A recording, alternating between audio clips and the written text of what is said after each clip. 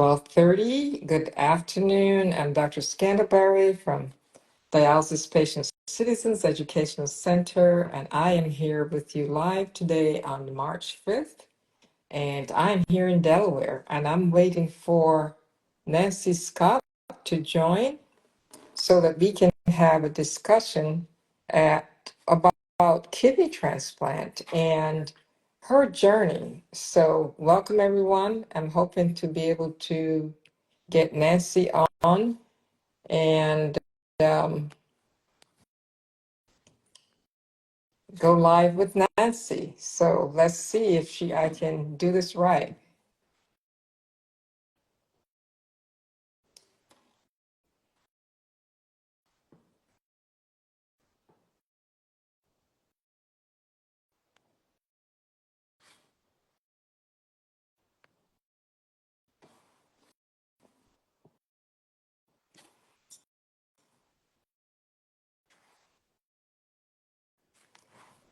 All right, Miss Nancy, I am trying to get you in. As said, go live with Nancy.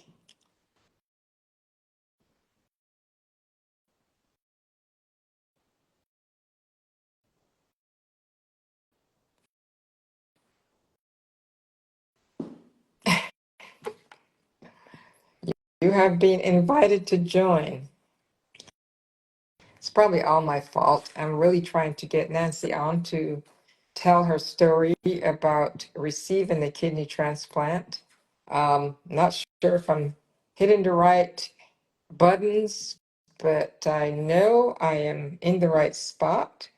And so the goal is really about to talk about getting on your journey as a recipient. So Nancy, if you're not joining, let me know. Maybe I'm all wrong and have the wrong date. Who knows?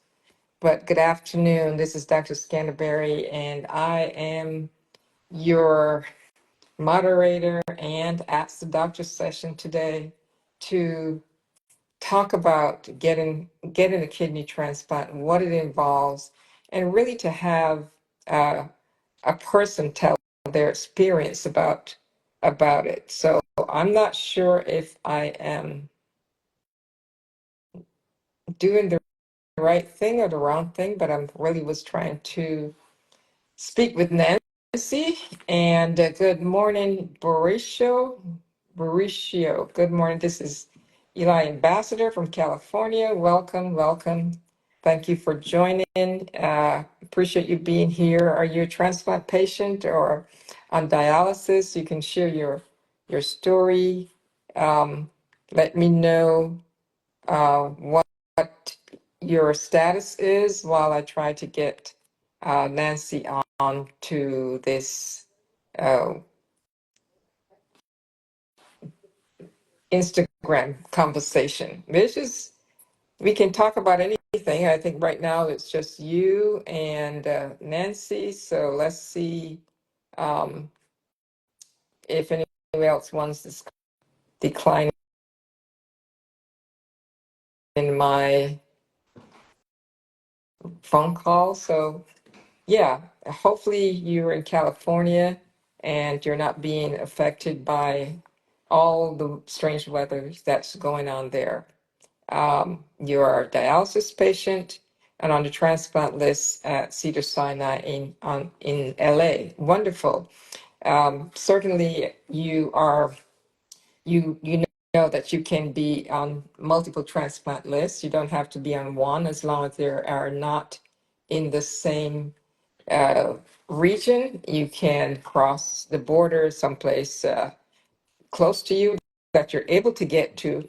Some people can go to another state to increase their chances of getting on the getting a transplant by moving, maybe going to Las Vegas or some place. Also think about where you have family, because if you have family in another state where you can stay post-operatively or visit during the times that you need to come back for your transplant follow-up, that's also an opportunity to think about. And it may have, that transplant list may have less persons competing than the one in LA, which may be in the thousands. I'm not sure, but it's always a good idea to think about what are your other options other than the transplant list in your region, depending on the population and if that list is tremendous.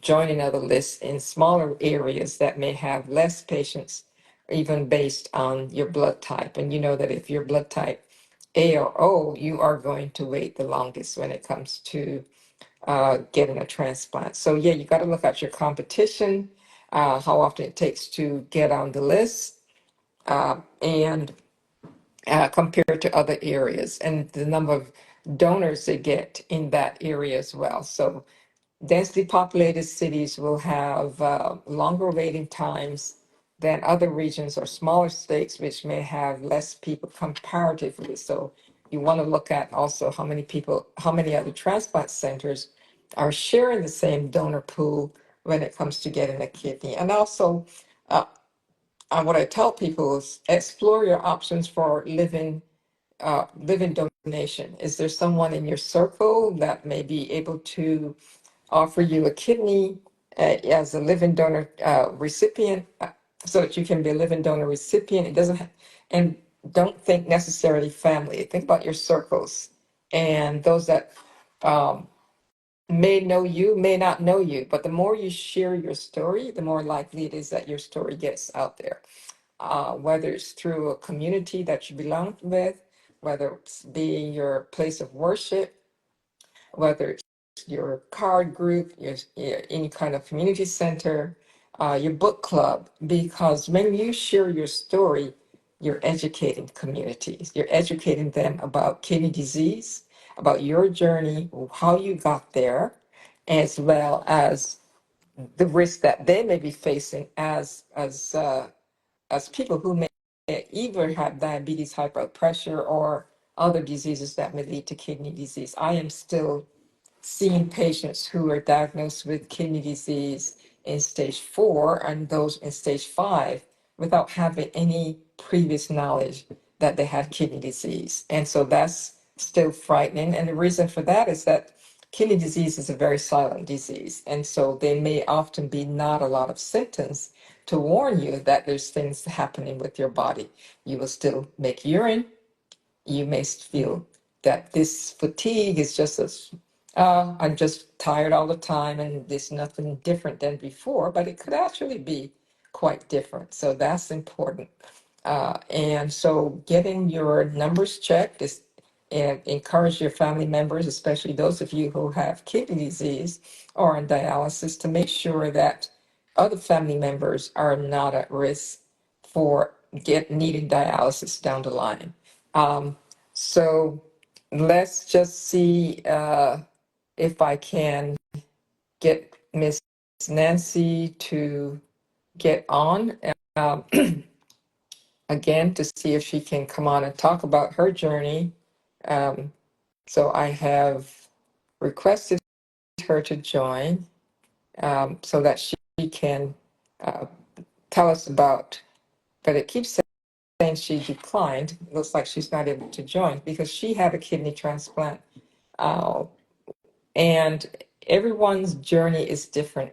I have a following a patient now who's young. She had, unfortunately, a nephrotic syndrome in a young person. There's always a chance of recurrence. So that's something that some patients are may or may not know.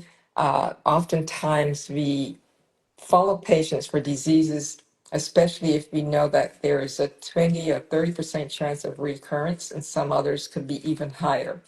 And so, good transplant, everything went well, developed rejection, then went on to treat that rejection, had antibodies, developed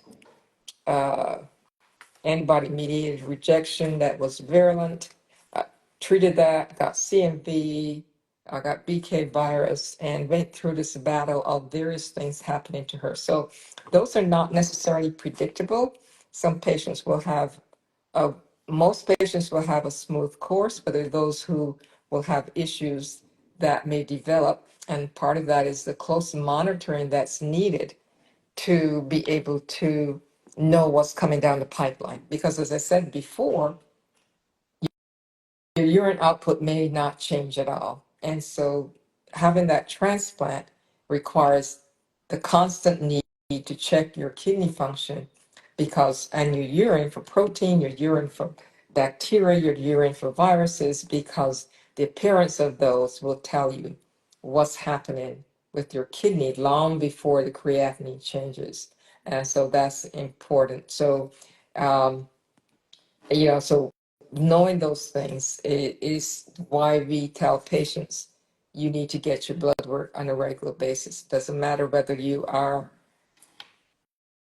6 months out, whether you are a year out, and or whether you're 5 years out or 10 years out. You still need to check that kidney because remember, that kidney is a foreign substance in your body. And the medications you're taking are supposed to alter your immune system so that your body doesn't see that kidney as a foreign object and attack it. So those medications that are used post-transplant are to what we would say cause your kidney to be cloaked in a way that your immune system and your blood cells, your white blood cells, passes by and doesn't see this as something that needs to be removed. And so that's how your body works. So anti-rejection medicine is there to make your worker bee cells, or those cells that go around and act as scavengers and recognize what's abnormal, to not see that as abnormal. I'm sorry, Nancy, you're having trouble joining. Maybe it's on my end. I'm not sure. I keep trying to accept you, but I'm so sorry. So the goal is that as long as that kidney is in place, you will need anti-rejection medicine. I've had some patients test the system and begin to say, well, I'm doing well. I don't need anti-rejection medicine. That might work for a liver transplant recipient, but there are very few kidney transplant recipients that will get away with not taking anti-rejection medicine. Once you don't take that medicine, you begin your body, then your protection around that kidney is weakened. And suddenly, without the medication on board, your kidney is saying, your body's immune system is saying, oh, wow, I didn't even realize this was here. This doesn't belong here. Let's attack and destroy. Certain things can alter your immune system, such as if you get a cold or flu or virus infection or something that calls on your body's immune system to rev up. And your immune system says, I need to fight off this infection. And so it fights off that infection.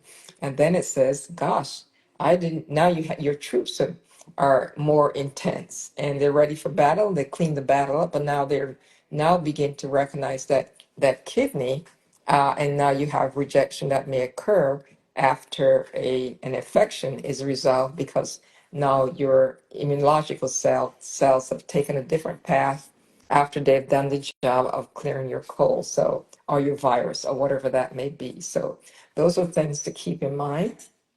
And sometimes we would tell our patients, if you got sick or you've been sick for a while, make sure you go get your lab work and monitor to make sure that illness did not result in a negative outcome to your kidney transplant, because that creatinine will be different over time.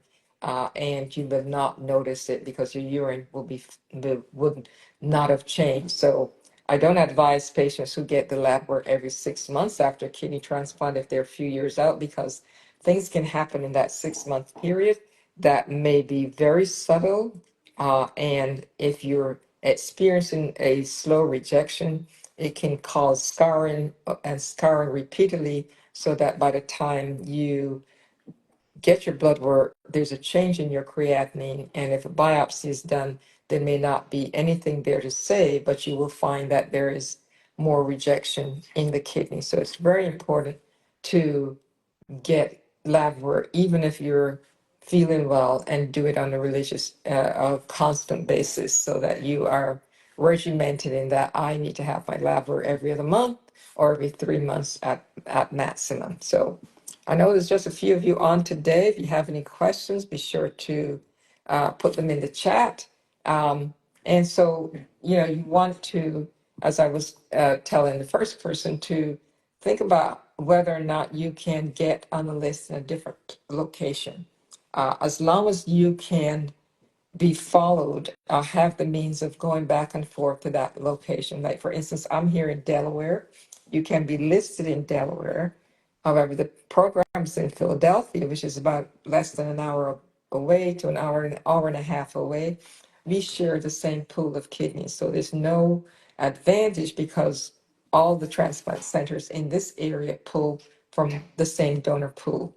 But a separate donor pool will be Lower Delaware, Baltimore, DC area. So Baltimore will have a different OPO or organ procurement organization, even though it's 2 hours away, but that may be an option to get listed in a separate center that where you will increase your chances because now you are on two separate transplant lists in two separate regions or two separate organ procurement opportunities. So if you live close to a border, like for instance, the waiting time in New York is probably 8 to 10 years. So we have those who are on the list in New York will perhaps, if they have a way of getting to Delaware or have family in Delaware, may choose to get listed here, which may cut down the number of years waiting for a kidney because New York's waiting list is tremendously long because of the vast number of people who are competing. But you also have many transplant centers with many thousands of patients on different transplant lists. So those you want to say, okay, this is what I can do. And I hope that helps. You also want to, as this is Kidney Month, March is Kidney Month, I invite all of you to think about how you can educate your own community, talk about your own journey, increase awareness for kidney disease because that's what it does. Uh, if people in the audience may never have thought about their diabetes or their high blood pressure or the polycystic kidney disease or the glomerulonephritis causing kidney disease. So it's important to educate others by sharing your story. It's some people think it's a stigma to be on dialysis. Please don't think of it that way. Just think of the opportunity to learn and to maybe use your learning experience and your experience with your illness to begin to spread more knowledge and awareness because kidney disease is a silent disease, but it's an epidemic. We have so many people now with chronic kidney disease who are unaware of it. I inquire about being listed in Arizona. However, I have Medicare and state Medicaid.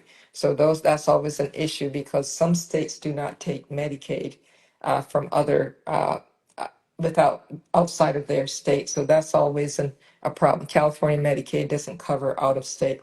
Yeah, that is generally one of the biggest problems with Medicaid.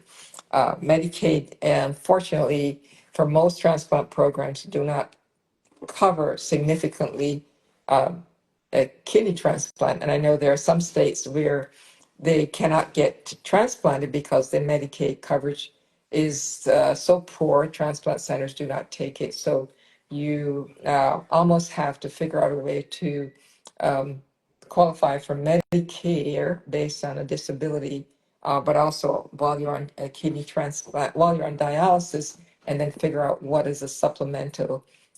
Talk with your transplant center financial persons. They may have some alternatives. You can always think about things such as fundraising to give you options. And one of the good things that if there's ever opportunity to have a living donor, the minimizing the time in the hospital is always uh, the goal. So getting you in and out very quickly, so you your copay or the amount that you have to pay would not be a tremendous amount. So just look at opportunities to do that. Thank you for sharing that. Appreciate it. Again, for those who are on, I'm Dr. Scandaberry, a medical consultant for dialysis patients, Citizens Educational Center, and I was hoping to speak with Nancy today, but hopefully we'll be able to do that on another occasion.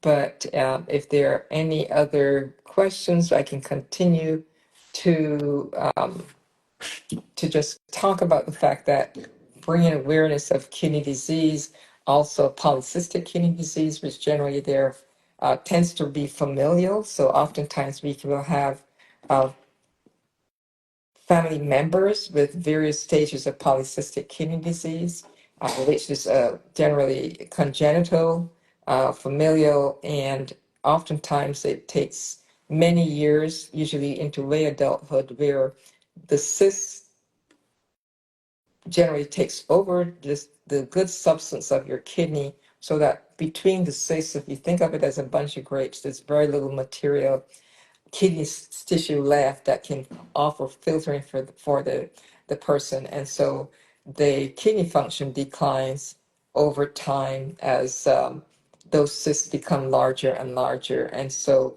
for some patients with polycystic kidney disease, we'll have to uh, usually we'll measure the abdomen to make sure that the kidneys are not in the way of having a transplant placed in the pelvis. So CT scan will say, okay, the left kidney is higher up than the right kidney because the liver may be pushing the right kidney down into the pelvis. But if your kidney is below your superior iliac crest on the side, sometimes it may not be enough space to put a transplanted kidney. There's some patients who have had to have the their polycystic kidney removed, and if they're going to take one, we'll take both in order to make room for the new kidney transplant, but also to remove the bulk of the size of the kidneys for if those kidneys are causing tremendous fatigue. And there's such a thing as fatigue from large, huge kidneys that are polycystic. And so for patients there that may need to be done prior to the transplant, there's some centers who will do it at the time of the transplant. Can polycystic kidney be helped naturally with herbs and remedies? Not that I am aware of, but the goal you have to remember is that the progression of those cysts is different from one person to another. Some patients will have very large cysts, multiple large cysts that are projected off of the surface of the kidney, but still have enough kidney substance to still have decent filtering mechanism. Um, but how those cysts, in terms of enlarge or don't enlarge, is really not that I am aware of in terms of natural remedies. There may be something out there, but not to my knowledge, and that's not my area of expertise. But the goal is to really monitor your polycystic kidneys. There are some programs and some treatments where I remember years ago there were some patients who entered a study with using a drug to minimize the advancement of these cysts over time, and she was able to stabilize her function for many, many years before she needed a kidney transplant, and she was able to get from her 20s way up into her early 50s before her kidneys failed. So she was able to do well on that medication and delay the progression. And she also had polycystic liver as well as polycystic kidneys. And so she ended up having both a combined liver transplant to replace her liver and her kidneys at the same time. So thank you for that question, but I'm sure there's, I'm sure Dr. Google can give you some information in terms of natural remedies, but nothing that I've heard of. So I invite anyone who's out there who know of any remedies that can heal these kidney cysts that would be effective. So we know that our grandparents and great grandparents had a lot of herbal remedies, and some of them do a whole lot of good. And unfortunately, when we never think about asking them or writing down what these things are, and then they go on to the ancestors, and we said, "Gosh, we wish we had talked about all these things that Grandma used to use to help." with kidney disease. But you have to remember these things have existed for generations, and until we then had the knowledge and capability of testing patients, we weren't aware of the fact that oftentimes in other countries, people die and pass on without knowing what the cause of their disease was. So whatever, if you're on a journey for a holistic nutritionist, and find someone who can help you with that. Also speak with your nephrologist. They may have some ideas about what drugs and herbs and other natural things that may be helpful.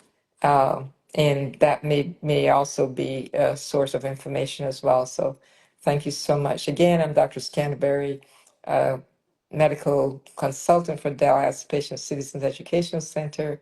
And we are about 5 minutes from countdown to finish for this session.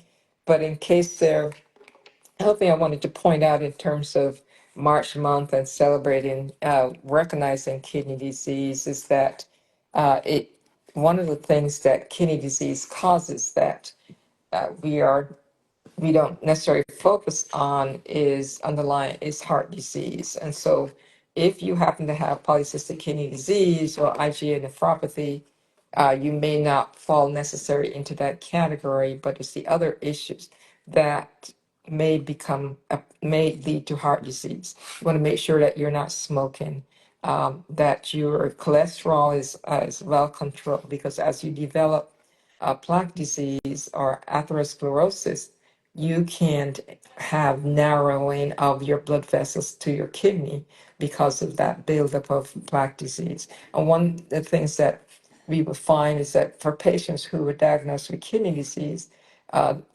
don't always assume that it's due to high blood pressure, because high blood pressure is also a symptom of kidney disease. But you want to make sure that you get the ultrasounds of your kidney, make sure that you don't have renal artery stenosis, make sure that there's no abnormality or obstruction to the flow to your kidneys. So looking at, is it a hormone response that's causing your high blood pressure, that's causing your kidney disease? So those things your nephrologist will evaluate. And when you present with kidney disease, there's some patients who, if you are not at stage 5 and you're at 3 or 3.5 or 4, and it's not clear what your kidney disease is, then you may um, you may actually need a kidney biopsy. And some patients will get that biopsy before they go on before they need to go on dialysis, in order to decide whether or not this is something that may be treatable before you get to stage 5 if you're in stage 3, or can you prolong dialysis or kidney transplant down the line. So I'm attending school and planning on becoming a holistic nutrition, eventually a function doctor.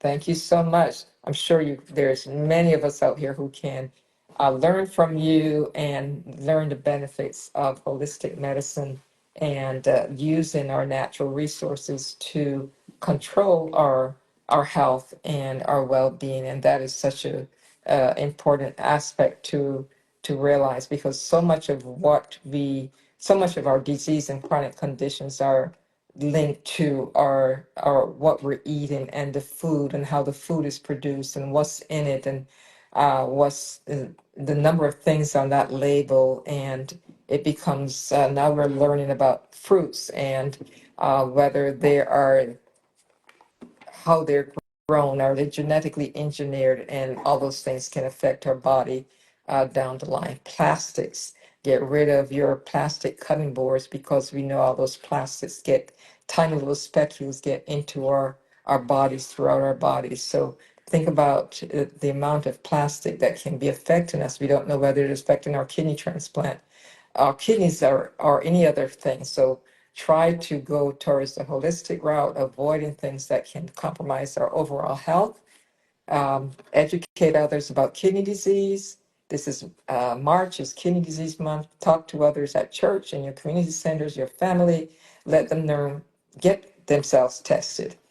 So if you get one person to the doctor this month, so tell them, get your kidneys checked. Make sure you know what your creatinine is. Make sure you know what the level of protein is in your urine. Those are two very important things when you go to the doctor, especially for young kids.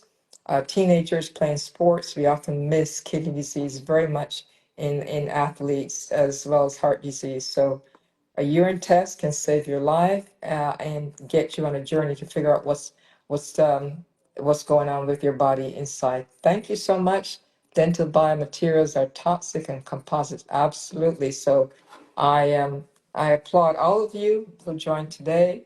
Take care, educate others, and continue on your journey and be blessed until we meet again. Bye now.